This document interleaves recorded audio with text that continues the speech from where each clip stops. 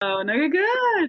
Okay, welcome back to Believe You Are a Good Mom with Emily Wardrop. That's me, Emily Wardrop from Drop to Word Life Coaching, where we drop power struggles with our littles to create more peace in our parenting.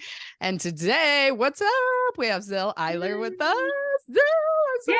Oh excited. my goodness. So good. So exciting to be here with you, Emily. I can't believe this is happening. We've been I know, talking about this. I know. It's Oh finally my goodness. So good. physically being created. We've been spiritually creating this all along. Okay, so Yes. we are going to talk to Zil about what I need her to coach me on. Let's do this. And so I'm going to become the client, I'm sure, because this is my thing. Okay, so this is what she told me she wants to talk about. Listen to this.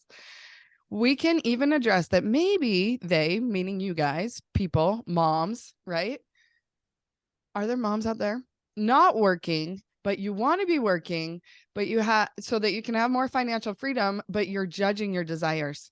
You're thinking that you're a bad mom because you want to work and you should not want to work. Anybody out there feeling that? Because I'm feeling that.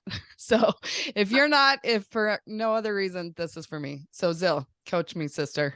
Yes, absolutely. So I know there are a lot of moms out there, right? And in my case, I came from Brazil and I had a career in Brazil. I actually had my own businesses in Brazil. So I come in the country. I was engaged, right? Get married to the man of my dreams. We have the first child. And it's like life just closed off. Now you're a mom, and that's your only job, and that's the only thing you're allowed to do. Which I'll tell the truth, Emily, back then, I was quite happy because I wanted to be a stay-at-home mom, right? I worked in Mhm. corporate America before I had my first child, and I was a bit burnt out. So I Mhm. was happy. It felt like a break, Yeah. felt Yeah. like a Yeah. Me too. blessing, right? Hmm. But what happens to us as human beings and as women, we are creators. We have that seed within ourselves of creation. And sure, I was creating something inside my home, right? I was raising my child, and the second one came 14 months after the first one, which we actually planned on it. Yeah. And Yep. today I Me look back too. and I was like, what was I thinking? Yeah. What was I thinking? So seriously, I had some very miserable days when, Mhm. I had a toddler and a baby. Yep. And to think that that was my choice just blows my mind today. But anyways, Mhm. love my children. And what happened is that I felt the pull to go back to work, right? Here and there I would think, oh, maybe my corporate job will take me back for part-time. Or so I had those thoughts coming up, and I wanted to make some extra income, right? I wanted to make some extra money because we had to drop from, two full-time income, and I Mhm. was working in corporate America, so I was making good money to one income. And we moved from Seattle to San Diego, which was actually a higher market. So anyways, I was feeling like I wish we had more freedom, financial freedom, but I blocked myself every time I had that thought. And what I allowed myself to do back then was to babysit Mhm. for my friends or for whoever, because hey, by the time, so I have three kids. So I have three kids, and sure, I can babysit your kid, drop it off. Sometimes I would do that as a favor, but Mhm. then some families who truly needed, care would say, oh, would you watch my child? And I thought, sure, I'll take one more, two more. So I allowed myself to make extra money that way Mhm. because it felt righteous. Mm. It felt like, okay, I'm here with my children and I'm taking on more children Mhm. and I'm helping another mom, and this feels so righteous. I'm allowed to make extra Mhm. money as long as Mhm. I am taking on other children. Why not? Right? Was I being fulfilled? Did I feel fulfilled? No. Mm. Right? I'm a good mom. I can take care of kids, but I wasn't super happy and fulfilled like I do today with my job. I was actually telling my clients yesterday, my community, guys, it's lunchtime. I have to break for lunch, But in reality, I could keep going because I love this so much that I don't even feel the need to stop because I feel so fulfilled. So, Yeah. anyways, for you ladies out there, what I think that the first step is for you to allow yourself to want something, for you to allow yourself to embrace the desire, to have something else that would be just as fulfilling as motherhood. And that will give you freedom to, you know what, go do your nails. For me in Brazil, I did my nails every week, sometimes twice a week. And I find myself, gosh, probably not being able to do my nails as many times as I want, whatever it is for you, right? That extra financial freedom to me meant a lot. But what was even higher was that using my creativity again, right? I wanted to allow myself to use all these skills. I went to business school, right? I wanted to use all of that knowledge towards putting something out there in the world. I wanted to feel uh, alive in a sense of my intellect, right? Couldn't read another book. Yes, I can read a lot of books to my kids, but seriously, how many books have I read to them? So that was me, Emily. And so I guess the first step here, the first step truly is allowing yourself to step into your desires, not censoring yourself. And guess what? Being okay with it. Right? What do you say? Yeah. So you felt like you were not allowed to do it, and you thought it was righteous to like the only thing you were allowed to do was take care of kids, and it's okay to make more money if it's taking care of kids. Yeah. Why do we think that? Why do you think you thought that? Yes. So I thought that definitely because of my upbringing, because of what I had been taught by what a good mother should do. Ding. If you are a good mother, you take care of your kids and you help your girlfriends too, right? We are. So why was it okay for your girlfriends to go to work and have you taking care of the kids? Yes, that's a good question. I never thought of it. And for me, I saw this as a privilege. I was like, I'm so privileged that I don't have to go to work, that we can manage, our living, our life here in San Diego on one income, even though it was super tight. And I saw my girlfriend as, oh, poor thing. She has to go to work. Yeah, So that was has my to. mentality. She has to. Yeah. But did she really have to? Well, Could and she do you be a have designer? to in order to do it? Because what you're proposing is that you can do whatever you want to do. Just Mhm. wanting it, just that desire is enough. You don't have to. Yes, but back then my mentality wasn't that. Was Yeah. like if you have to, in case you need to, Yeah. right? First you have to look at your budget and tighten it all up, right? Just get rid of all the extra expenses. Uh be creative, reuse things, recycle, whatever. And then after you tried all of it, if you must go to work, Yeah. if you must put yourself out there. So how did you change that mentality? Yes, wow, that's the question, right? So what happened to me was after so many years of quieting the voice that was telling me, Zil, you have so much more to offer, and you can be a mother and do something else. And That voice was calling me to do the end, and I couldn't allow myself until my marriage was tanking. Husband and I were not doing well, mostly because of my thoughts. Today I know, right? Mostly because of how miserable I was feeling, how unfulfilled I was feeling, how I was not filling up my cup. And it was back then, I thought he was responsible for filling up my cup. Yes. But today, when I look back, I'm like, gosh, he wasn't, right? It was my job to fill up my own cup. Yes. So I was miserable.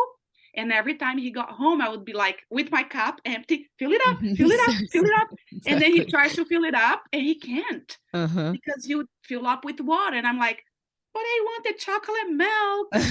Like, well, your cup is filled, it's filled. And I'm like, yes, but it was orange juice. That's so Couldn't good. get it right. Yeah. So anyways, marriage wasn't going well. Then I started feeling a lot of anxiety. So piled up with my dad's health conditions, which I had to place him into a home in Brazil for dementia. And I started blaming myself for not taking care of my dad. So here was I, right? Here I was taking care of my kids, my family, my friends' kids, right? Babysitting, housework, whatever else, church calling, everything. Then I took a trip to Brazil to care for my dad while I was, trying to manage my kids here in the US with my husband and, whoever offered me help. And then I piled up some more guilt for my dad's health condition. And I took that on me. I was like, I wasn't a good daughter. So imagine that. I was breaking down. At that point, I looked for therapy. Like, I need to find a good therapist. So I did marriage counseling, marriage therapy, looked through a lot of resources that were given us. And it helped a little bit, but not a lot. And I would feel a little better and then went back to the same place. That's when a friend told me, have you tried coaching? I was like, coaching? I don't need a coach. I'm not playing sports. Yeah. No, a life coach. And I'm like, a life coach? Somebody to coach me on my life? What do you mean? No. It's like, Zil, just trust me. I think you should look into life coaching. And I said, okay, I have nothing to lose at this point. And I could lose my marriage, right? Which I didn't want to. But so life coaching, yes. I guess the short answer is I hired a coach. And then by hiring a coach, I was able to see that I had a lot of means to fill up my own cup. So I started filling up my own cup. With the right juice. My husband a break, yes, right? With all the OJ I wanted. Is that what you needed, OJ? Oh my gosh. Fresh squeezed orange juice. There you go. I live for that. And then I started to think, well, what if it's possible that I also work? You felt like, Zil, don't go there, right? Like at the beginning, there is resistance. And I started thinking about it. So just the thoughts opened up for the possibilities that I could do both. And I actually got a job back in the marketing industry. And I was back at work in my career, was part-time. And I dropped the kids at school. And I had this perfect gig. And I picked them up, dropped to work, finished work to pick up the kids. So that was my reinsertion into the, work industry. Yeah. And from that, coaches start calling me. And I'm like, but I don't know that I can do that, bit more brain drama, but long story short, here I am, right? I said yes. Sorry, yikes. And became a coach. And it's been the best thing. And I'm doing both even better. Yes. I mean, even better. I manage my time even better now. Yes. That's what we don't get. We think, how can I add more? But it's just like, I discovered this in college. I'm like, how come the busier I am, the more I get done? If I don't have anything to do, I don't do anything, And that's why we get bored as moms sometimes, I think, because like we're so busy doing a bunch of stuff. But at the end of the day, we're like, what did I even get accomplished today? And it feels like nothing because it's just the basics over and over and over and over, like it doesn't count anymore that like I'm so productive because I fed my kids and I cleaned up after them and I fed them again and I cleaned up after them and I fed them again.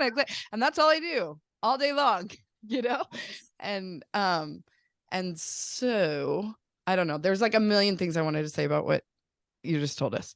So let's go here. Quieting the voice. Okay.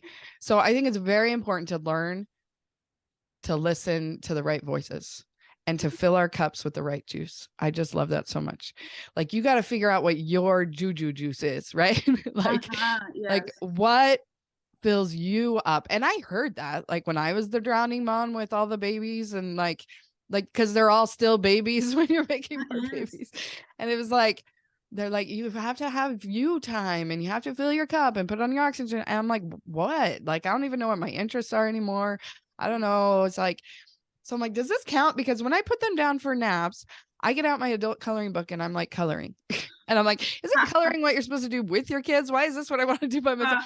But the kids like wreck my pens, you know? It's like, so once they're out of the room, then I just wanted to color. And that's when I found coaching, and I would just listen to coaching calls while I was coloring. And heck yeah, it filled up my cup. Like, I found my JuJuJuice hard, like coaching.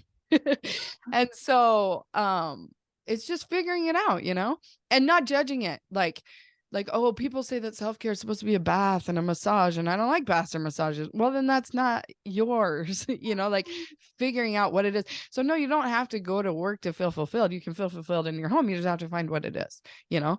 Maybe it's like a certain type of exercise, and you've been trying to like fit into the mold of like, I have to wake up at 4 a.m. and go run a marathon or something. And you don't like running. It's like, why am I even doing this? Let's like do Zumba in my basement or something. And like, just figuring it out, you know. It's like, so it's because we judge ourselves so much, I think. It's like, I was trying to figure it out, and I'm like, coloring can't be it. That's lame.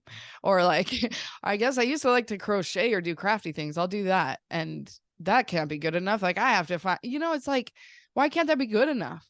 Like, if you feel better after you've done whatever, then that's your thing, you know?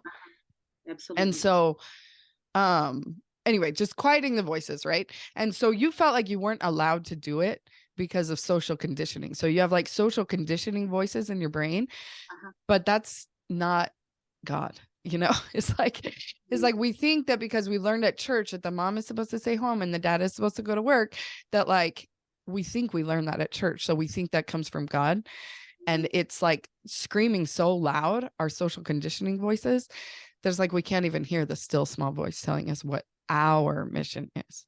Like, each individual person has something. And if we follow our desires, then that's where we get fulfilled, because we're fulfilling our purpose, our missions. But the voices in our head are so loud. The rude voices that we say to ourselves, the comparison, the despair, the compare and despair, right? All of the voices. It's like, we've just got to figure out how to hear the still small voice, because that's the voice that's going to show us, like, that's the voice that's going to tell us the truth, that we are a good mom, that you were a good daughter, no matter what is going on for your dad, that you are a good mom, no matter what decisions your kids are making. It's like, I just want to scream it from the rooftops. So like, this is why I started a podcast, because you are a good mom. It's who you are inherently. And it doesn't matter. Like, all the crap that we make matter doesn't matter. Like, of course I want to be a nice mom. Like, again, this morning I was like, being nice, told them to get ready 9 million times. And it's like, clock's ticking here, people, and it's time to go. And so I yelled, and my kid was like, you're a mean mom. And I'm like, no, I am a good mom that just freaked out because the clock is ticking and you're not listening. And he's like, did you just call me a freak? I was like, no, I freaked out. Because it's like, you never know what kids are thinking, you know, or how they're interpreting what's going on and the meaning they're making out of it, you know. But the meaning you have to make for yourself is that you are a good mom. You cannot make those things mean. The kids will make it mean that you're a bad mom, whatever. Like, they can go to therapy later, but like, you have to know who you are. You know, I'm sorry, I got on my platform, my whatever it's called. But then I'm like at preschool. Okay, I have this baby and this 3-year-old that's about to go to preschool. And they're coughing. And I'm like, come on, people, you're making people nervous. Like, we can't cough at school anymore, you know? And so the 3-year-old's covering her mouth, coughing. And then the baby starts covering her mouth, coughing. And we're like, that's so cute. She's copying you. This is so fun. Oh, so good, sweetie. You're learning to cover your mouth. That's so good. And the 3-year-old says to the baby, she's like, you're such a good girl for what you just did. No, no. Like, I literally want to change every single person's mindset that you're not good because of what you did. Yes. You're not bad because of what you did. You just are good. Uh-huh. and you do bad stuff and you do good stuff. And we're trying to get all that figured out. Uh-huh. But you can't get all that figured out if you don't believe that you are a good mom. Okay. So that's my I love it. And I love what you said about purpose, because when you're talking about it, I got tear-eyed. I felt it inside my heart. And when you're saying, okay, what is your purpose, and to be linked to your purpose, took me to my patriarchal blessing, Mhm. right? Got my patriarchal blessing at 16. And there it says that I would be doing what I'm doing right now as a coach. But hey, I'm 16, I'm in Brazil, right? I'm an entrepreneur. We are building businesses, and life coaching didn't even exist, right? Yeah. Business coaching, we had mentors, right? Back in Brazil, we had mentors, and my dad mentored a lot of young men. He mentored people in his own factory. He was a mentor to many, Mhm. right? But I never thought about this as a profession. And in my patriarchal blessing, there is that line that describes what I'm doing today. And growing up, I thought, what is that? I thought, Mm. what is that? And I thought, oh, maybe I'll be a lawyer. Maybe I'll be a lawyer because lawyer does this, this, and that, right? And lawyer wasn't happening. And I kept thinking, what does this mean? Until it came to the time where life coaching was calling me. Mhm. And I was like, oh my goodness, that's what that means. That's what my blessing has been telling me all through my life. Mhm. And now I understand it. And now I want to embrace it. And now, Heavenly Father, show me how. Show Mhm. me how I can do Mhm. this. Show me how I can be of support to many. Show me how I can be a listener. Show me how I'll be able to lift others beyond my family, Mhm. right? Mhm. And it has everything to do with my purpose in life. Yeah. And what I think happens is, of course, being a stay-at-home mom is amazing, is unbelievable. For me, that was one of my purposes. It wasn't only it. Mhm. There is this big end in the middle. Mhm. And it wasn't until I embraced the end, right? A&D, Mhm. and I believed the Heavenly Father would bless me with these skills. It's kind of scary starting a business, I'll tell you, right? It's not so easy. It's not so linear. How do you do this? I had to learn it all on my own. And I say the Heavenly Father. People say, Zil, who's your coach? Who's your mentor? Mhm. And I say, God, Yeah. Heavenly Father. He's Yes. my mentor. Mhm. Every day He's telling me what to do. Mhm. Literally, He'll tell me to reach out to so and so. He'll tell me what to say. He will guide me in my work. And that's how I also know that this is big part of my mission.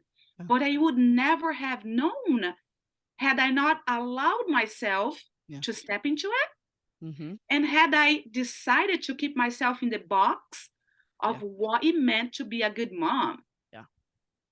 Yes. Yes. So you started with I wasn't allowed to, and then you learned that I am allowed. You allowed yourself Uh-huh. because hello, it's called agency. Yes. And we say that we believe in it and we don't. Like we think that God has like prescribed a cookie cutter and that we all need to be this cookie cutter. But he hasn't. Can you just look at all of us and see how different we look? Even and then you start to talk to people and think about how they think and you're like, wow, people are just so different. Like Uh, why do we think we need to be cookie cutters? If he created us so individual, why would our mission and our path and our purpose be the same? It yeah. it it doesn't make any sense. So literally like figuring out what fills your cup to help you as a mom. And Uh-huh. then and I like how Jody Moore called it, that's your impact 1.0 because she Okay. did this. You were there, right? At Impact 2.0. Yes. Uh-huh. She did this like business live event thing and she called it Impact 2.0. And she's like, how come nobody asked me why I called it that? I'm like, I thought it was pretty obvious. Like our Uh-huh. 1.0 impact is with our family, Yes. and then our 2.0 is the and Yes. it's not, but it doesn't take anything away from what a good mom you are because you just are. Don't get me started, right? Yes. And then, and what else? But when we're busy beating ourselves up about our 1.0 that we're not doing it good enough and it just feels like crap, like that doesn't lift us or our kids, for goodness sake, or our husband, or where we're standing now with our 1.0, and for sure doesn't leave any room for Diane. So just stop beating yourself up, people, and be ready, because once you start listening to the right voices, things start happening and it gets crazy Yes, awesome. and your life will never be the same again. And it's In so the good. best ways. Yeah. Oh my gosh. And your kids, my kids look at me and they've changed. They're way more independent now. Yeah. Right. Yesterday, I came home from the gym in the morning because I do take I'm a morning gym person. And my son was making his oatmeal. I was like, good job, buddy. You're making your oatmeal. Uh-huh. And, if I didn't have a business, then I wouldn't have to work out in the morning. Then I would probably be making his oatmeal every morning. Great, right? Yeah. Now he takes care of himself, which is a great skill for whatever is coming down his path, right? Yeah. And literally, if you had, because I always talk about the list of expectations we have for ourselves as a mom, if you had, I make my kids breakfast on that list of expectations that qualify you as a good mom, then you'd come home and be like devastated. Oh no, I was taking too much care of myself. I'm not taking care of my kid. That makes me a bad mom. And this business takes too much time away from the family. And the way we beat ourselves up, right? Versus that's not even on the list. You have dropped the expectation that you're supposed to make their breakfast. Why do we even have that expectation? Let's question it. Maybe it's a good thing for him to be able to cook for himself. Hello, because very soon he's going to be on his own. And Yes, like absolutely. it happens so fast. And all of a sudden they don't even know how to cook or clean or do anything because we just did it all because we thought we had to do it in order to be a good mom. We don't. Drop the war, people. Drop the war on that list. Anyway, I could go on forever and I'd love to hear you go on forever too, but just tell people how they can get more of you, especially coaches. Is that who you're coaching? You're coaching coaches on their business? Yes, I'm coaching coaches. I'm coaching new coaches. I'm also coaching people who want to become a coach. So maybe it's you. Maybe you're a mom that, you Been have listening to Jody Moore because she gives you yes, the bug. yes, and you want to become a coach, but you don't have the money right now to invest into a certification, but you know enough and you have had your own transformation. Nice. So I help people who are certified, and I also help women who are not certified. So my program will take you into building a program based on your own transformation, based on your own strength, if you're not certified, and you can start there. And if you're certified, I help you build from where you are and get to the next level, whatever the next level looks like for you. And you can find me on Instagram as Zil Eiler, Z as in zillionaire, Eiler, as Zil Eiler. DM me there, and I would love to chat with you. And you can pick my brain all you want. So, especially if you're coming from the podcast, just mention, hey, I listened to you on Emily's podcast. Can we chat? I would love to chat with you and definitely help you, get started or get to the next level in your coaching business. Yes. And if you're listening to the podcast because you follow Zil, then make sure you tell me that because I want to chat too. I freaking love getting my chat on. It's my favorite thing to do. That's what fills my cup, right? My JuJuJuice is chatting with other women. And seriously, if your business is taken off with Zil and you feel guilt about the mom that you are, then we need a chat because, girl, you are a good mom and you're an even better mom because you're following, your purpose. So, yes, so good. All right. So go to dropthewar.com. That's where you can find me. And I'm on Instagram and Facebook and YouTube sort of a little bit here and there. But like my website is like all the meat. So awesome. So fun. Thanks so much for coming on the podcast, Zil. It's so fun. Thank you for having me. All right. Have a great day. All right. Ciao. Ciao, ciao.